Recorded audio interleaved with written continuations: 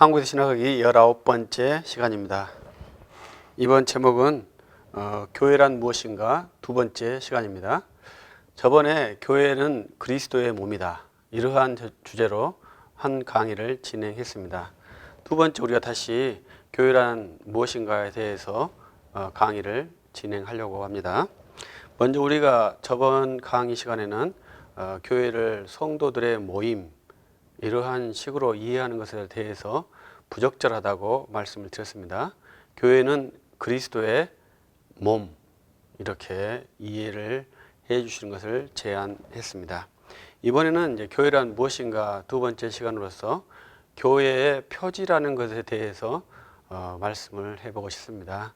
우리가 교회라는 것을 그냥 교회 이렇게 생각하지만 저번 강의에서 교회는 지교회다. 그래서 이 지교회의 연합체의 노예가 온전한 교회라, 이러한 식으로 말씀을 드렸죠. 그럼 이 교회가 어떻게 있을 때 교회라고 말할 수 있는가? 이러한 논쟁이, 이러한 이해가 이제 표지 논쟁이라고 합니다. 교회의 표지가 무엇인가? 이것은 신학자들마다 다른 견해들이 있습니다. 그래서 저도 이제 저의 생각하는 견해를 말씀드리고 여러분들이 거기에 따라서 이해를 해 주시면 좋겠습니다.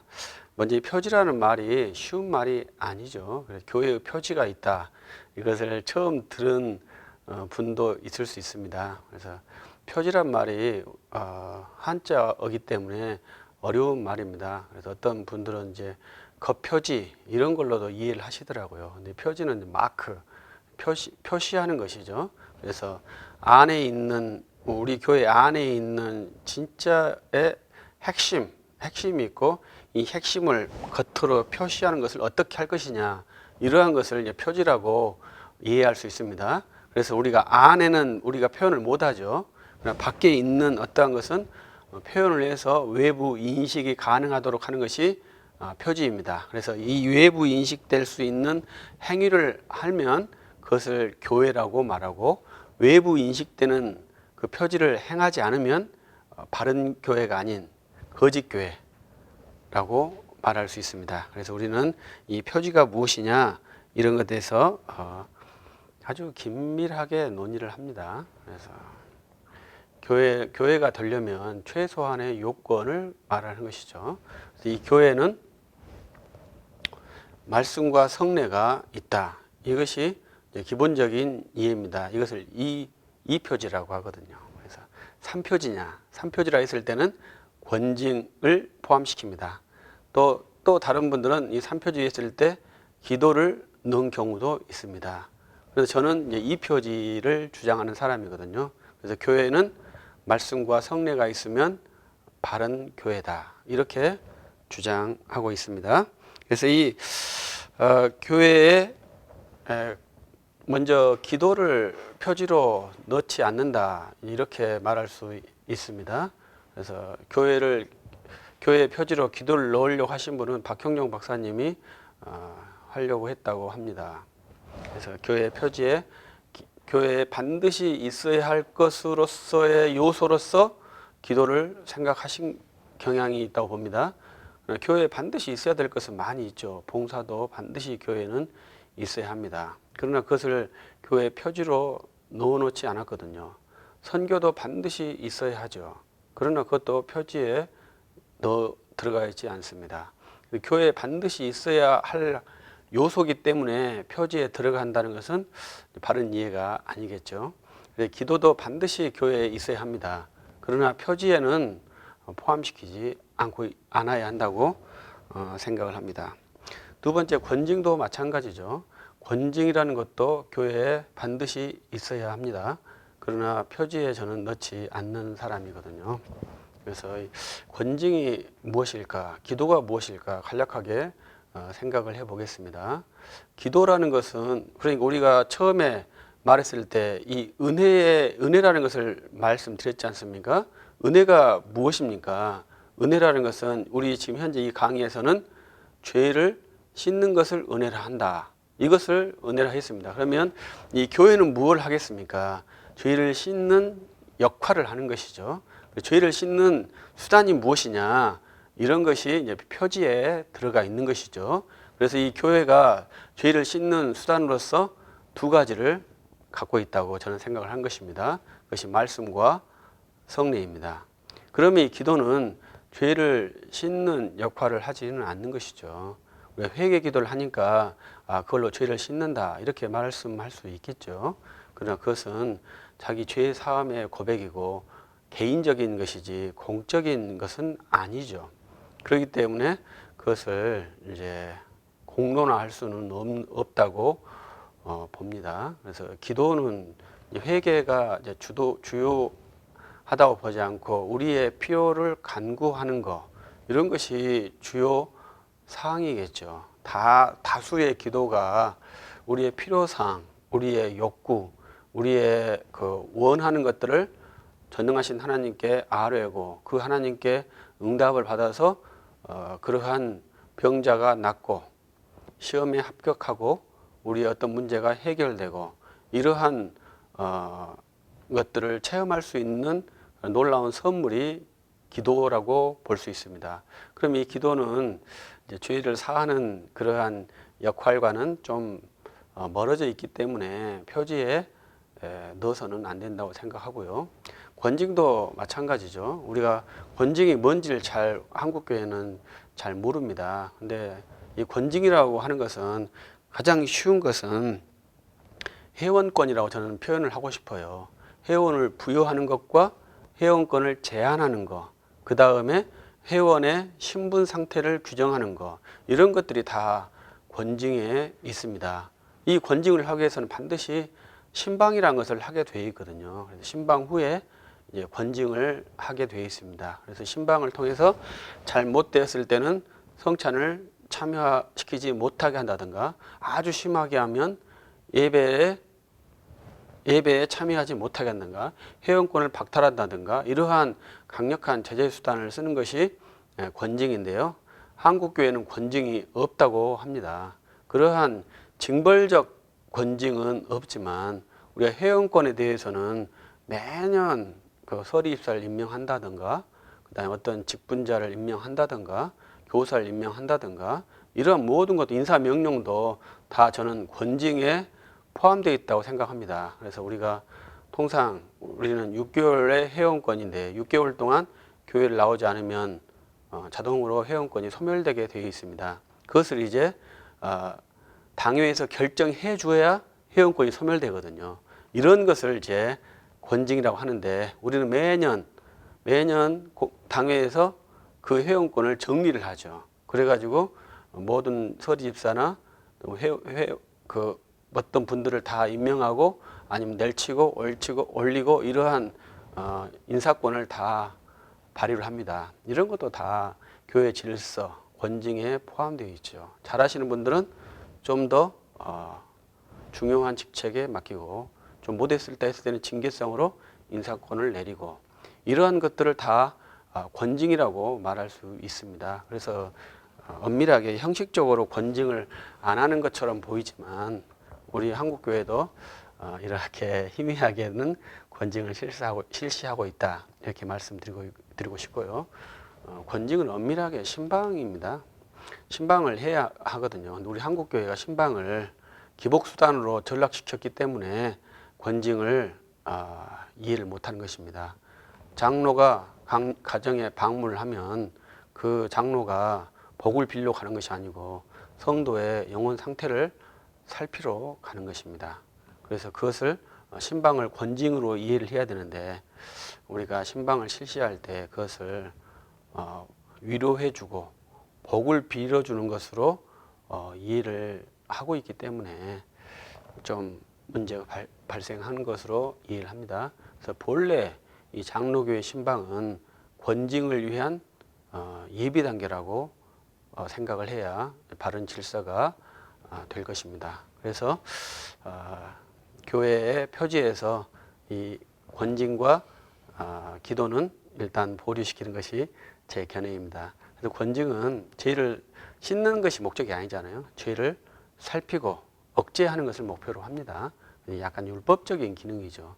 복음은 죄를 씻는 기능을 목표로 합니다.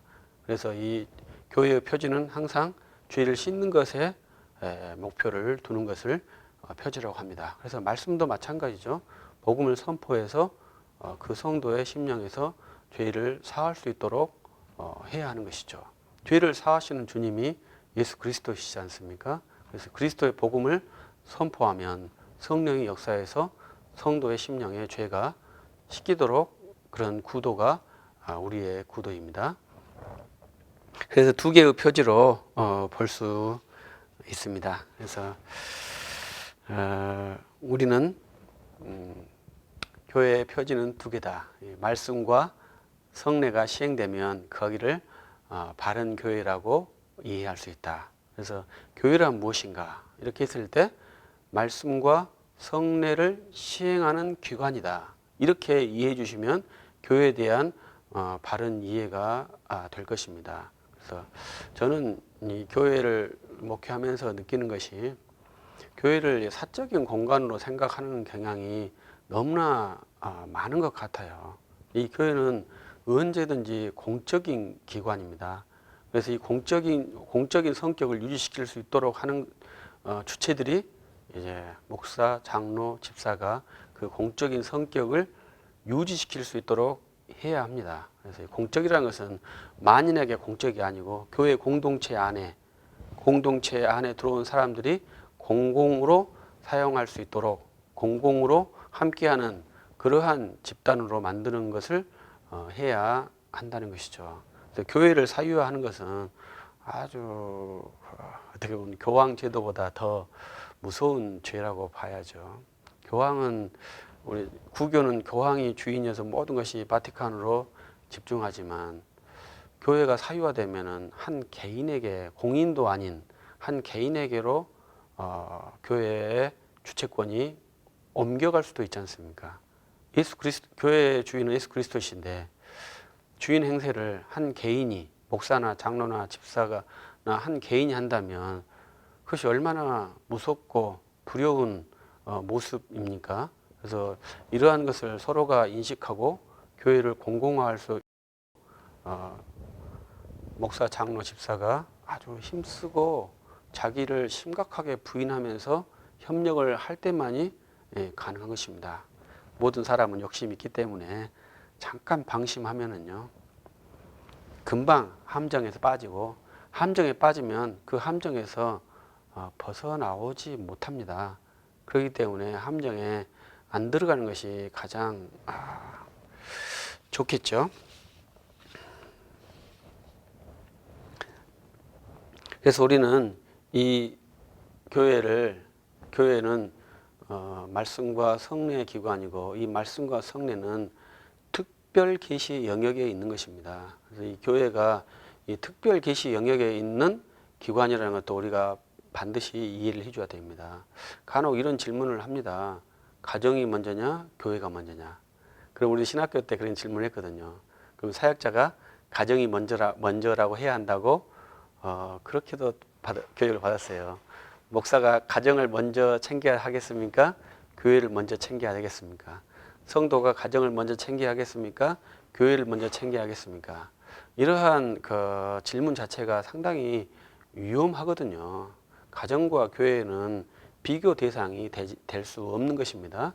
가정은 일반 계시 영역이죠. 창조에서 하나님께서 주신 첫 번째 기관이 가정이죠. 그래서 남자와 여자가 한 몸을 이뤄서 자녀를 생산하고 그 자녀들과 함께 이루는 공동체가 가정이죠. 창조 원리에 있는 것입니다. 그래서 죄인이나 의인이나 모두가 다 가정 생활을 하죠. 근데 이 교회는 특별 계시 영역이에요. 여기는 그리스도를 믿는 사람들만 모이는 거죠. 안 좋은 예지만 한 가정에도 예수를 믿는 가정이 있고 믿지 않는 가정이 있고 그렇습니다. 그러면 믿는 가정만 교회의 지체가 됩니다. 그래서 이 교회와 가정을 비교해서 우리는 가정을 먼저 챙겨야 하고 그 다음에 교회를 챙겨야 한다. 이러한 순서적인 논리를 제시하는 것은 조금 위험한 발상이고요. 반대로 교회를 먼저 해야 되고 가정을 나중에 해야 한다. 이것도 순서적으로는 맞지 않습니다. 이것은 영역이 다르기 때문에 두 개의 영역을 비교해서 놓을 수는 없습니다. 우리가 표준 논쟁은 영역이 같기 때문에 두 개를 빼고 넣자 이렇게 논쟁을 할 수 있지 않습니까? 교회 표준은 두 개다, 세 개다 이렇게 논쟁이 되잖아요. 그러나 가정이 먼저냐, 교회가 먼저냐 이것 논쟁을 할 수 없는 것입니다. 두 개가 다 너무나 중요한 것이거든요. 반드시 필요한 것이거든요. 그래서 이 교회는 특별 계시 영역으로서 항상 이 죄와 관련된 부분들을 1차적으로 수행하죠. 그래서 우리가 예배에 참여할 때 모든 성도들이 제일 먼저 해야 될 게 뭐겠습니까? 죄 사함의 고백을 하는 거죠. 그래서 예배 정식 폼에는 죄 사함의 고백을 들어가도록 되어 있습니다. 그래서 이제 예배 집례자가 죄 사함의 사죄의 선언을 선언해주고 또 복음을 선포하면서 그 복음에 하나님의 말씀을 먹음으로 죄를 이길 수 있고 죄를 제거할 수 있는 힘을 얻는 그런 것이 예배의 형식에 들어와 있습니다. 그래서 예배를 드리면 우리가 그리스도인으로서 다시 한번 모든 죄를 씻고 형식적으로 씻고 다시 의인으로 예배당 밖을 나갈 수 있는 구조가 이 교회의 예배 구조거든요. 우리는 365일 예배당을 이용하는 그러한 구조이기 때문에 언제든지 교회를 왔다 갔다 하면서 마치 복지관이나 이러한 그 시설을 이용하는 것처럼 예배당을 생각할 수 있는데요. 그래서 저는 주일 예배 한 번 예배에 포커스를 둡니다. 한 번 교회에 와서 들어왔다 나갈 때 신학적인 의미가 있다고 그랬죠. 죄인으로 들어왔다가 의인으로 나가는 그러한 신학적인 구도를 교회가 가지고 있습니다. 그래서 이 교회에 들어와서 여러분들이 예배를 드린다면 여러분들은 죄인으로 들어왔다가 하나님 말씀을 먹고 힘을 얻고 죄를 이길 힘을 가지고 다시 나가서 의인으로 사는 그러한 구도가 이 교회에 있거든요. 그래서 이러한 교회가 이 일을 하기 위해서 하나님께 주신 것이 말씀과 성례라 이렇게 말씀드릴 수 있습니다. 그래서 이 교회가 이 두 가지를 반드시 실행하면 되겠죠.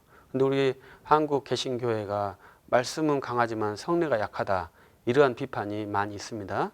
저도 이제 성례를 아직까지는 많이 시행하지 않는 그러한 사역의 모습이 있습니다. 그래서 좀 더 성례를 자주 시행하려고 합니다. 근데 우리 한국교회, 저도 한국교회에 속한 사람이기 때문에 이 성례를 항상 세례와 성찬을 결부시켜서 하려고 하는 그 습성이 있는 것 같아요. 그런데 이제 우리가 한번 저도 훈련하는 건데 세례가 없는 성찬만 하는 성례를 계속 해보는 거죠. 이러한 것을 해서 우리가 항상 성례하면 세례와 성찬이니까 이 두 개가 함께 있어야 한다고 생각하는데 세례 없이 성찬만 해도 그것은 우리가 성례를 거행하는 것이거든요.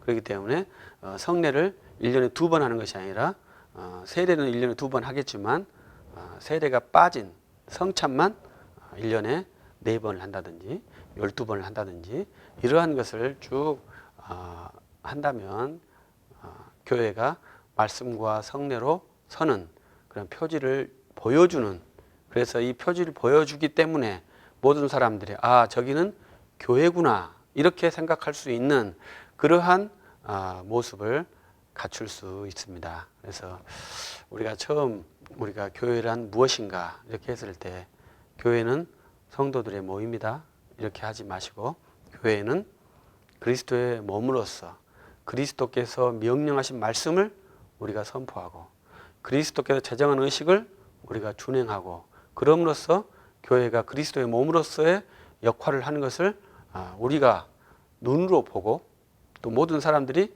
그것을 볼 수 있는 그러한 표지, 겉모습을 나타낸다면 그러한 교회가 바른 교회라고 할 수 있습니다.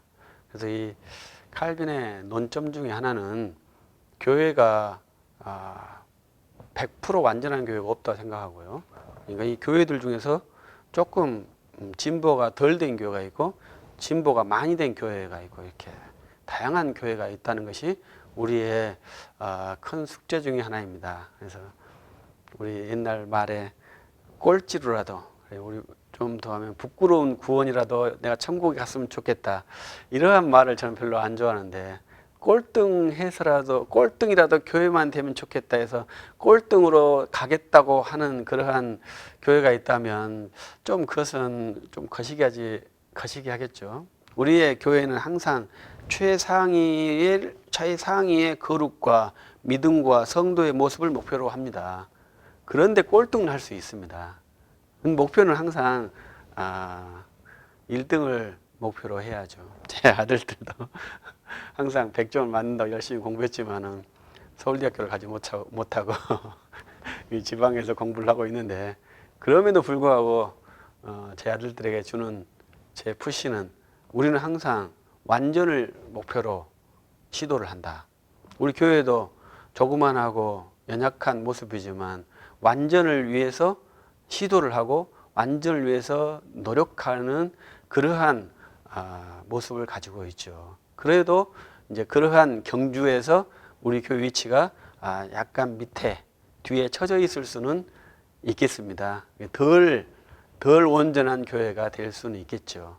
그러나 그런 모든 교회들 다 말씀과 성례를 준행하는 이상으로 바른 교회라고 말할 수 있는 것입니다. 그래서 우리가 교회란 이렇게 말씀과 성례를 온전하게 집행하면 그것을 교회라고 봐준다면 우리가 교회란 이해가 좀 더 선명하고 바르게 될 것이라고 생각합니다. 그래서 그리스도의 몸된 그러한 교회 지체들이 우리 교회에 주신 그리스도께 주신 사명으로서 말씀과 성례를 온전하게 집행할 수 있도록 더 준행할 수 있도록 더 연구하고 더 좋은 의견들을 개진시켜 주고 발표해서 교회가 이 말씀과 성례를 보다 더 온전하게 할 수 있도록 노력하고 또 논의를 해준다면 모든 교회 모습들이 각양각색 다 다르거든요. 성례를 수행하는 숫자라든가 말씀의 강도들이 다 교회마다 다릅니다. 그것은 이제 교회의 협의체들이 교회의 지체들이 서로 합의한 것이거든요. 그래서 모두가 다 보다 더 그리스도께서 원하시는 하나님께서 원하시는 그 분야에 더 가까이 가야 하고 또 보다 더 거룩을 추구할 수 있도록 합의해주고 양보해주고 힘써 준다면 교회가 이 땅에서 거룩한 공동체로 보다 더 온전하게 설 수 있다고 생각을 합니다. 그래서 여러분들께서 교회를 생각하실 때 이 말씀과 성례가 온전히 집행될 수 있도록 많은 관심과 거기에 참여를 바랍니다. 마치겠습니다.